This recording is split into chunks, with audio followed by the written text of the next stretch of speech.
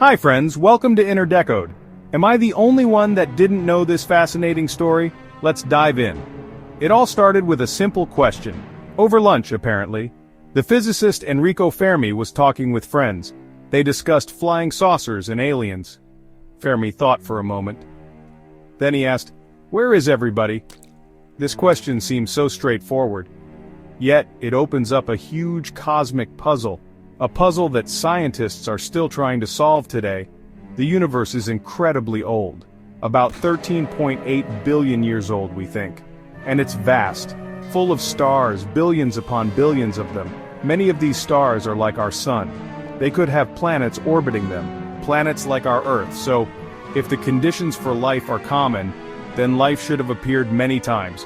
And some of that life might have become intelligent, just like us. So, where are they all? This apparent contradiction is the Fermi Paradox. On one hand, the numbers suggest aliens should be common. On the other hand, we see no evidence of them. It's a profound silence that baffles us. Let's try to grasp the sheer scale of it all. Our home galaxy is called the Milky Way. It's a magnificent spiral of stars. How many stars? Well, current estimates say hundreds of billions. Perhaps 200 to 400 billion stars. Each one of those is a sun. Many are older than our sun, many are younger. Each one a potential anchor for planets. Imagine that number. It's truly mind-boggling. And our Milky Way is just one galaxy. Astronomers use powerful telescopes, like the Hubble Space Telescope and now James Webb. They look out into the deep universe. And what do they see? Galaxies everywhere. Billions of them. Some estimates suggest there could be 2 trillion galaxies in the observable universe, each one packed with its own billions of stars. The total number of stars is almost unimaginable. It's a universe of endless opportunities. Now, what about planets? For a long time, we only knew the planets in our solar system, but in recent decades, that has changed dramatically. We have discovered thousands of exoplanets. These are planets orbiting other stars. Our technology for finding them gets better all the time. We can even study their atmosphere sometimes.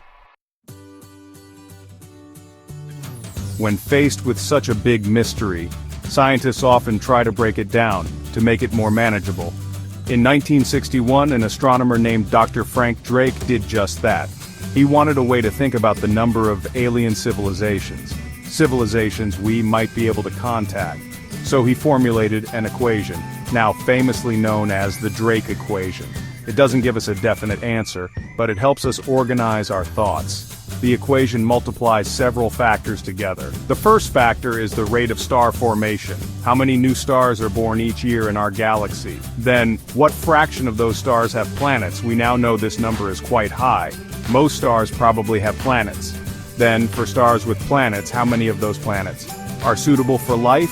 The ones in that habitable zone we talked about. This is where things start to get more speculative. Next, the equation asks, on those suitable planets, what fraction actually develop life? This is a huge unknown. We only have one example, Earth. Then what fraction of life-bearing planets develop intelligent life? Another big unknown. And then, what fraction of intelligent civilizations? If the Drake equation suggests even a small number of other civilizations in our galaxy, then we should be able to detect them, or they should have detected us, or even visited.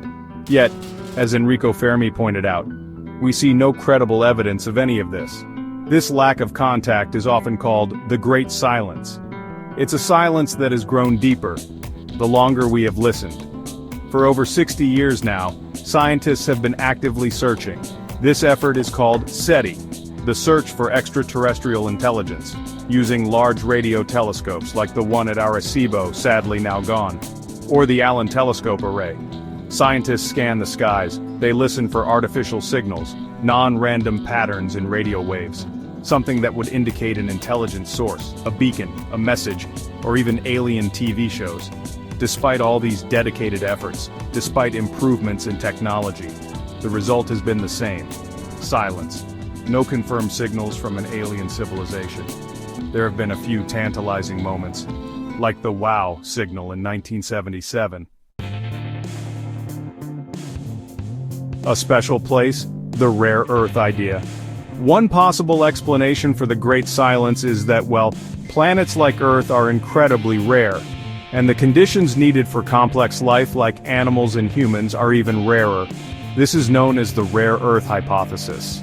It suggests that while simple microbial life might be common throughout the universe, the evolution of complex, intelligent beings requires an extraordinary series of fortunate events and very specific planetary conditions.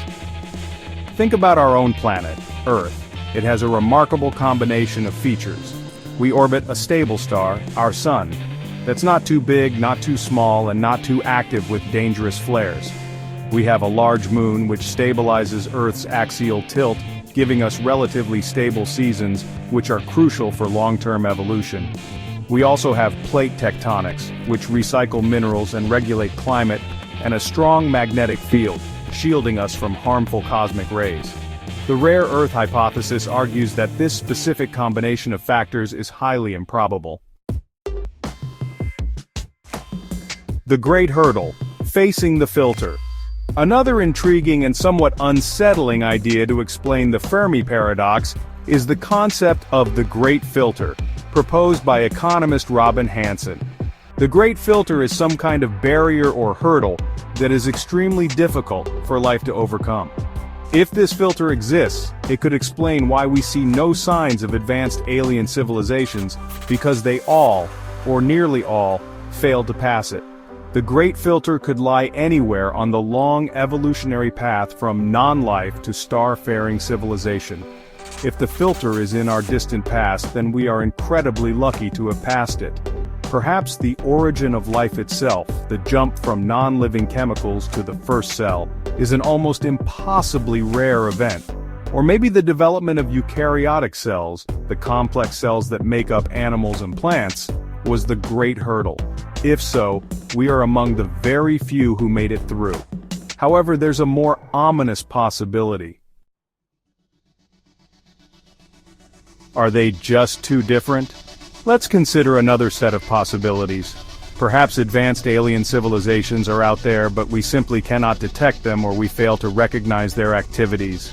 Our search for extraterrestrial intelligence is naturally based on our own experiences, our own understanding of physics and biology, and our own technological development. But what if alien life is fundamentally different? Different in ways we can barely conceive. They might communicate using methods that we haven't discovered or understood yet. We listen primarily for radio waves because that's what we use for long-distance communication. But an advanced civilization might use neutrinos or gravitational waves, or perhaps some form of communication that relies on principles of physics we are yet to uncover. They might be talking all the time, but we simply don't have the right ears to hear them. It's like trying to listen to a radio station without a radio. Beyond our senses, the limits of detection. The sheer scale of the cosmos presents a huge challenge. Even if there are many civilizations out there, the distances between stars are truly immense. Light itself, the fastest thing in the universe, takes years, decades, centuries, or even millennia to travel from one star system to another. A signal sent from a distant civilization might have been traveling for thousands of years to reach us. Or it might have passed us by before we even started listening. Advanced civilizations might also be incredibly efficient with their resources and energy. We imagine them broadcasting powerful omnidirectional beacons, but that could be seen as very wasteful or even dangerous, attracting unwanted attention. Perhaps their communication is highly directional, or uses very little power, or is encoded in ways that seem like random noise to us. Their technology might be so sophisticated that it is essentially invisible to our current detection methods. It might be all around us, but we lack the means to perceive it. Our cosmic solitude, what does it mean? So after considering all these possibilities, where does that leave us with the Fermi Paradox and the profound silence of the universe? It forces us to confront some deep questions about our own existence and our place in this vast and ancient cosmos. Are we genuinely alone in our galaxy, or perhaps even in the entire observable universe? Or are we simply too young, too naive to understand the true nature of cosmic society? The search for answers continues, of course. Scientists are building more powerful telescopes both on Earth and in space. They are developing new techniques to analyze the light from distant exoplanets, searching for biosignatures, signs of life, in their atmospheres. The quest for extraterrestrial life is not just about finding aliens, it's also a profound journey of self-discovery. It helps us understand what it means to be alive, and what it means to be human. If this sparks something in you, give it a like, share the inspiration, and subscribe to stay connected.